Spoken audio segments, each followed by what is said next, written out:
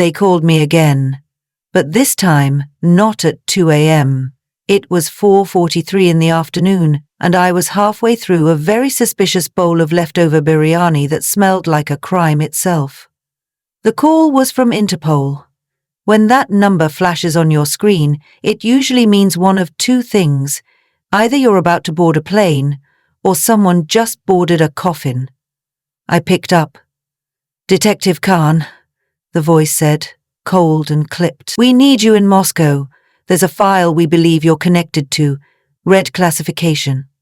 I paused, fork halfway to my mouth. Red classification. That means high priority, no questions asked, and usually someone dies before you get to the airport. "Send me the file," I said, "and a jacket. I don't do snow." By 2 a.m. the next morning, I was staring out the frosted window of a black SUV driving through Moscow's frozen streets. The driver said nothing, which was fine. I had enough voices in my head. The red file sat in my lap, thin. Just 2 photos and a name scribbled in Cyrillic. I flipped it open. The first picture? A man lying dead on a hotel floor, gunshot to the neck. The second? A woman wearing a trench coat, standing on a balcony in Vienna. And I recognized her instantly, because she was me.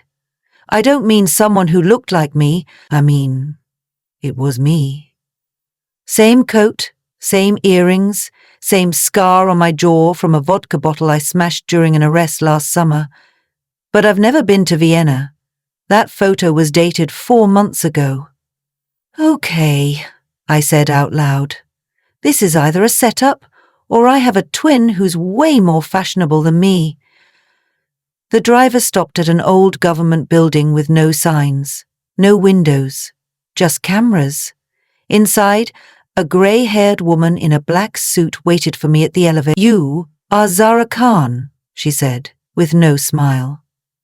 "Unless there's another me in Austria," I replied. "Yes." She didn't laugh. "Russians, man." We walked through 3 locked doors, past 6 guards, and down a corridor that smelled like wet cement and Cold War secrets. At the end was a room with a giant corkboard. On it, 20 faces, some red-circled, some crossed out, and right in the middle, my face explained. Someone had been impersonating agents from multiple countries, creating chaos, getting people killed. The imposter looked exactly like me.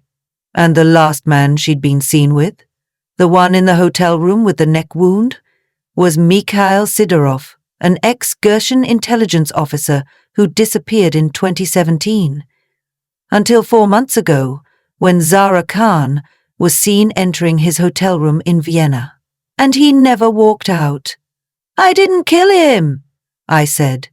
"We know," said the woman, "because you were in London at the time. But no one else knows that. Not the Americans, not the Germans, and definitely not whoever this is." She pointed at the picture again. "So, what do you want from me?" She handed me a key. "Room 414, Hotel Vostok, Mikhail's last safe house. And, detective," she added, with a flicker of something behind her eyes, "don't trust anyone, especially yourself." The hotel was the kind of place where mirrors are cracked and the wallpaper has seen things it wants to forget.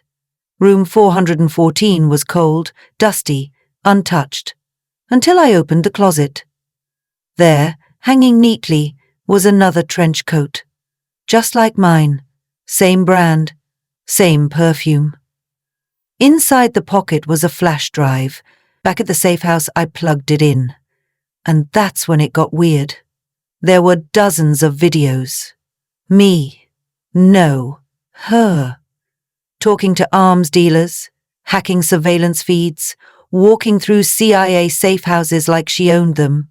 But in every video, her eyes, her expressions, her posture. Something was off.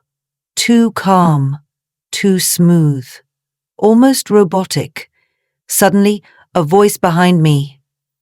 "You should not be here." I spun around, gun drawn. It was a man. Tall, shaved head, military boots. Definitely not room service. He lunged.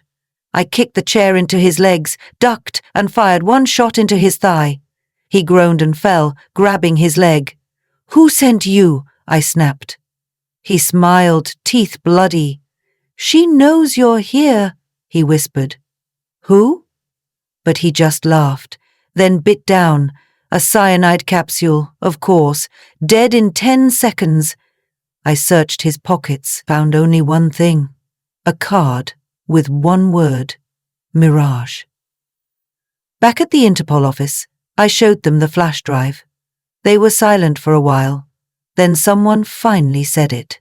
"She's not just impersonating you, she might be you." I blinked. "I'm sorry, what?" "Cloning, AI replication, deep fakes. We don't know. But someone spent years building this woman and basing her off you." "Why me?" The Russian director stepped in. "Because," she said, "you disappeared for 2 weeks in 2018. No calls, no GPS, no memory of it. Remember?" I did. But I never told anyone. Not even my therapist. That night I sat by the window of my apartment in Moscow, watching snow fall like static. Who was she? What did she want? And why did she choose me? Then my phone buzzed. No number, just a message: "Stop looking, or the girl dies." Attached. A photo. Lena. The same little girl I'd rescued last week, standing in a dark room, eyes wide. Taped to her chest, a note. It read, "The real Zara Khan must go dark." I stared at the screen. For a moment my brain froze. Then everything inside me caught fire. "You want to play games with me?" I whispered. "Fine." I grabbed my gun, pulled on my coat, and opened the file again.